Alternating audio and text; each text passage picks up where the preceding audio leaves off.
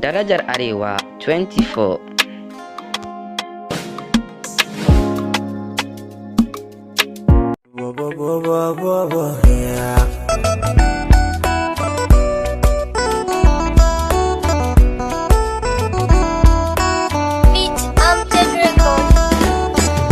To bari ki ji farkon zance da karshen sadaka akan soyayya.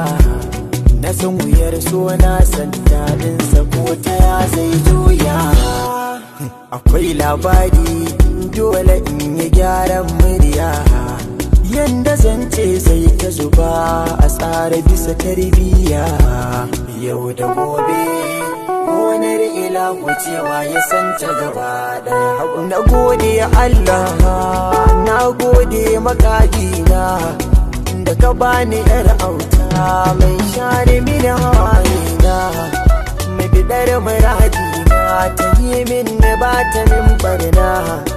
Da akwai gaban kauna ke zaki koya san wata, kaunar gina cikin raina kuma ba za na daina ba har abada da ke mu zamo jini daya.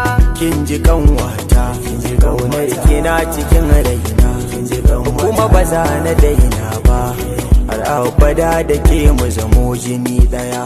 Na tuna da ke a koda yaushe sai in ji sanyi kafin ki ce in aikata a kome ne na yi. Kada ki zaton wai lokaci zai zo na yi sauyi, an na san ki bana. Idan da so akwai daɗi to kauna za ta dara haka.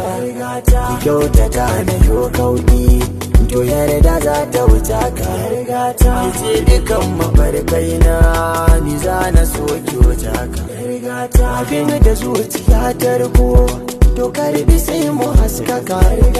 Abin wata kaunar gina cikin raina kuma ba za na daina ba har abada da ke mu zamo jini daya. Kin ji kanwata, kaunar gina cikin raina kuma ba za na daina ba har abada da ke.